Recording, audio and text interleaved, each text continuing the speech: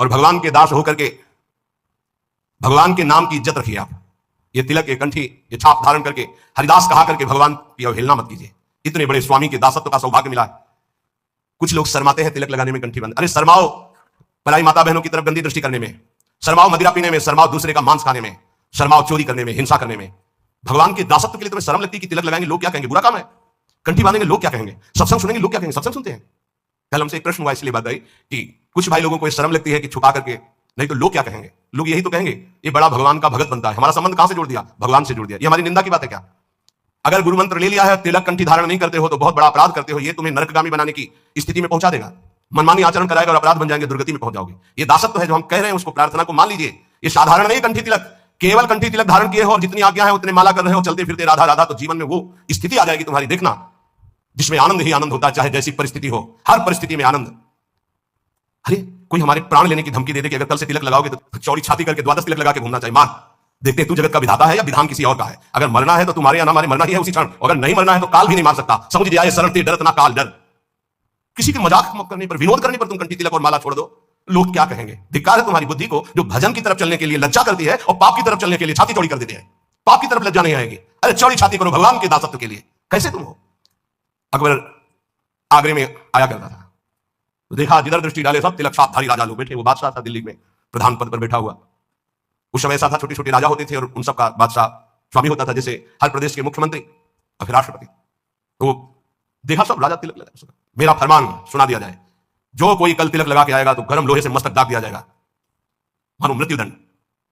अब सब थर्रा गए, बादशाह का फरमान वो तो लागू ही हो जाएगा। दूसरे दिन जितने और राजा थे सब कोई तिलक नहीं लगाए, कोई कंठी नहीं बांधे, मृत्यु का भय। हरिराम व्यास जी के शिष्य मधुकर शाह ने विचार किया कि गुरु प्रदत्त तिलक कंठी है, ये तो एक मुल्क का बादशाह है, अनंत ब्रह्मांडों के बादशाह का ये दासत्व परम सौभाग्य से मिलता है। आपको क्या पता, आपको ऐसा खिलवाड़ लगता है कंठी तिलक? ये खिलवाड़ नहीं है।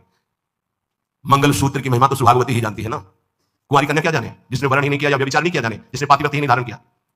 ऐसे ही कुमारगामी क्या जाने सत्य मार्ग की इस कंठी तिलक का प्रभाव। तो क्या जरूरत है इसकी, अंदर अंदर भजन करो। ऐसे ऐसे भी कहने वाले आते हैं, क्या जरूरत है मांग भरने की, क्या जरूरत है सुहाग भरने की।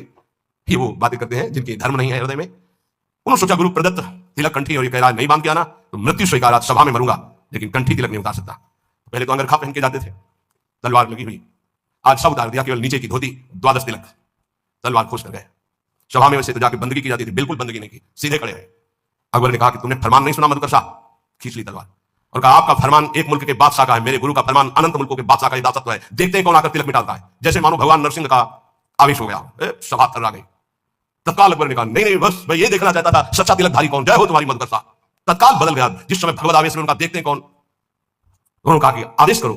मधुकर शाह ने कहा आदेश नहीं, प्रार्थना निवेदन है, हमारे ब्रजमंडल में कभी भी कोई शिकार न खेले और इस ब्रजमंडल के अंतर्गत किसी के ऊपर कंठी तिलक पर कोई भी आपका फरमान न जारी हो। बोले स्वीकृत है, निष्ठा में सब कुछ होता है।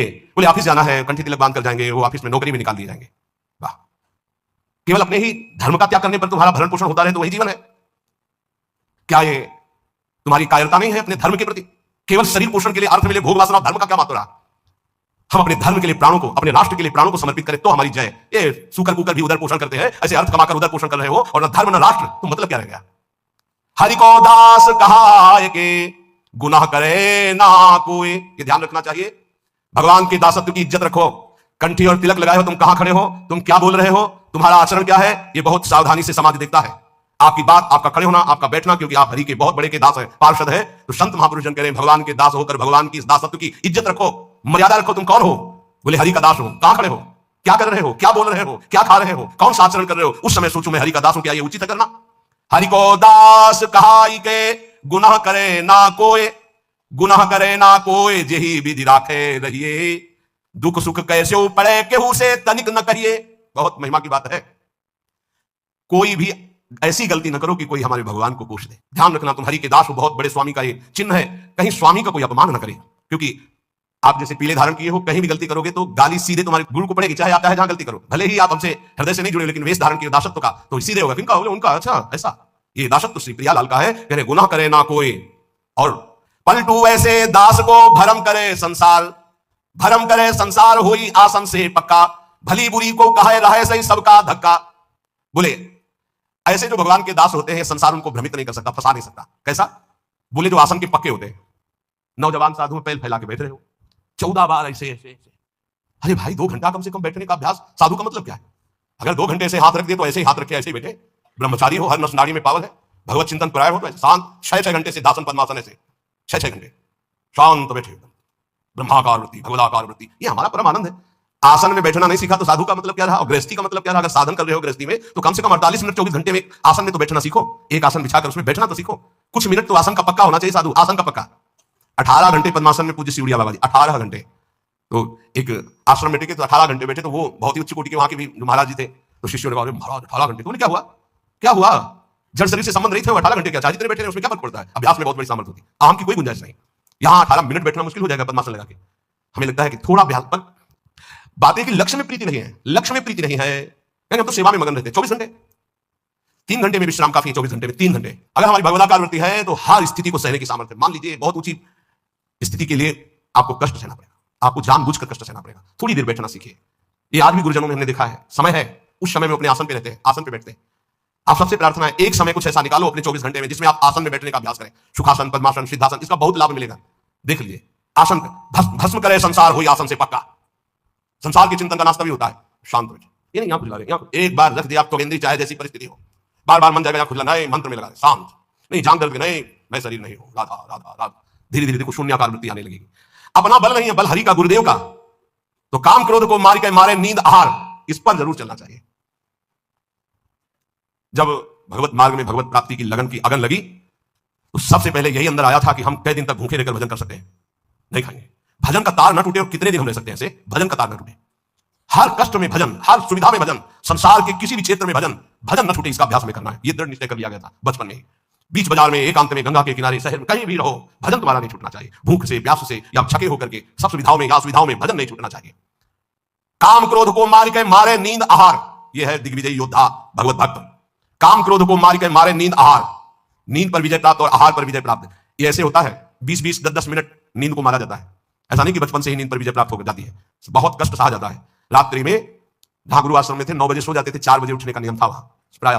गुरुदेव ने 2 बजे का नियम बनाया, गुरुदेव 2 बजे उठते थे और सबके लिए छूट थी, 2 बजे उठते थे, 2 बजे उठा देते थे। प्रातः 2 बजे उठना और रात्रि के 9 बजे शयन करना, ऐसा नियमावली बनाई थी गुरुदेव भगवान ने। धीरे धीरे 9 से 9:10, 9:20, धीरे धीरे 10 तक पहुंचे। ऐसी लगन जब बढ़ती है 3 घंटे विश्राम, 12, 1, 2, बस वही लीला यहां चल रही है। जो अभ्यास दृढ़ कर लिया जाता है वो अभ्यास दृढ़ हो जाता है। नींद अगर हमको परास्त करे तो साधक कैसा? हम अपना सत्संग भगवत प्राप्ति के लिए होता है, मनोरंजन के लिए नहीं होता। यहां वही बैठेगा जिसे भगवान की कृपा से भगवत प्राप्ति करवानी है, भगवान को वही बैठेगा। काम क्रोध को मार के मारे नींद आहार, उल्टा जो मारे नींद आहार वो काम क्रोध को मार के, जो नींद और आहार को मार देगा काम विजयी हो जाएगा, क्रोध विजयी हो जाएगा। पक्का समझ लो, आहार से ही काम प्रकट होता, काम से ही क्रोध प्रकट होता। क्रोध और नींद दोनों गुरु भाई है, तमोगुण से प्रकट होते हैं। निद्रा आलस प्रमादो तम तमस मुदारतम। पलटू ऐसे दास को भ्रम न करे संसार, ऐसे दास को भ्रमित नहीं करती है माया। साहब के दास कहा है यारो, जगत की आस न रखिए, समर्थ स्वामी को जब पाया जगत से दीन न भाकिए। बड़ी कृपा है, आप सच्ची मानिए, जिनको कोई उपाधि नहीं मिली है, उपाधि पदवी, जिनको कोई जानता नहीं, बड़ी कृपा है। वो जीवन जिसको कोई नहीं जानता है वो हरिप्रिया के संग व्यतीत होता है, प्रिया प्रीतम के संग। कहीं कोई चिंतन जाने की गुंजाइश ही नहीं, कोई जानता नहीं, कोई प्रणाम नहीं, कोई नमस्कार नहीं, कोई बात नहीं करता, कोई नहीं बात करता। कभी कोई राधे राधे नहीं कहता, और कहे भी तो उपेक्षा कर दी जाती थी कि कहीं परिचय ना हो जाए। जहां तनिक जल बिछुड़े छोड़ ही देता है प्राण, यह भजनानंदी का स्वरूप। तद स्मरणेन परम व्याकुलती। देखो कहां हो, देखो प्रायः बहुत दिनों के बाद एक ऐसे महाभागवत के दर्शन हुए, सबकी चरण वंदना, लेकिन ऐसी स्थिति कि जहां तनिक जल बिछुड़े छोड़ देता है प्राण, एक महाभागवत के बहुत दिनों बाद दर्शन हुए जो महाराष्ट्र से पधारे थे। रोम रोम से निकल रहा था विठल विठल विठल विठल विठल। ऐसी महान स्थिति आज हमारे ऊपर प्रिया प्रसन्न हुई, ऐसे महाभागवत का साक्षात्कार करा दिया। पर जानते हो, एक साधारण पतली धोती, एक साधारण कुर्ता और ऐसे छुपे हुए वेश में कि कोई ये ही नहीं कह सकता कि संत है, लेकिन ऐसी ऊंची स्थिति नाम की पूछो मत। ये कोई उपाधि नहीं, कोई परिचय नहीं और कोई सम्मान की प्रियता नहीं, ऐसे बैठे कोई आदर नहीं। जब दृष्टि में दृष्टि मिली तब लगा कितनी उच्च कोटि की अवस्था इनकी अध्यात्म की है। नेत्र तरसते हैं भजनानंदी और ब्रह्मबोध संपन्न महापुरुष के दर्शन के लिए। सच्ची मानिए, ये उपाधियां तो बहुत है, उपद्रव कराने वाली बहुत उपाधियां हैं। उपाधि रहित महापुरुष, खास बात है, उपाधि रहित महापुरुष, देहाध्यास रहित महापुरुष, भगवत चिंतन में डूबा हुआ महापुरुष, तप्त बोध महापुरुष, ये अंगुलियों में गिने जा सकते हैं, ये सैकड़ों की संख्याओं में नहीं होते। छोड़ देता है प्राण जहां जल से बिलगावे। अगर मछली को जल से अलग करो तो प्राण त्याग देती है, ऐसे ही भजन के जरा से विस्मरण के आभास में उनको ऐसा लगता है कि मेरे प्राण निकल जाएंगे, भजन छूट गया क्या। अगर मछली को पानी से निकालकर शुद्ध गाय के दूध में या दही में या सुंदर घी में या सुंदर रबड़ी में डाल दो तो बचेगी क्या? प्राण त्याग देगी। केवल जल, ऐसे ऐसे भजनानंदी। दे दूध में डाल रहे ना प्राण गवावे, अगर दूध में डाल दे तो रहे ना, वो अपने प्राण त्याग देगी, क्योंकि पानी से प्रेम करती मछली। तो जाको वही आहार ताहि को काले दीजय, रहे न कोटि उपाय और सुख नाना कीजय। बोले जिसका जो आहार है वो उसी की प्राप्ति में जीवित रहेगा, अन्यथा प्राण त्याग देगा। ध्यान दीजिए, भजनानंदी का आहार है नाम जप। अगर नाम जप छूटा तो प्राण त्याग देगा, जीवित नहीं रह सकता। कसौटी में कशो कौन सी स्थिति है आपकी, कितना भजन से प्यार करते हैं। यह लीजय दृष्टांत सके सो ले बिचारी, जो नाम से ऐसो करे स्नेह ताहि की मैं बलिहारी। मैं बलिहारी हूं ऐसा जो नाम से प्रेम करता है। पलटू ऐसी प्रीति कर जल और मीन समान, जहां तनिक जल बीछुड़े छोड़ देते हैं प्राण। भजन का क्या स्वरूप है, तद स्मरणेन परम व्याकुलते थी। श्री पलटू स्वामी जी कहते हैं, बहुत बड़े भजनानंदी महापुरुष, जिनके रोम रोम से सीताराम सीताराम निकलता था। कह रहे हैं ऐसी प्रीति करो नाम से जैसे जल से मछली प्रीति करती, दूर होने पर प्राण त्याग देती है।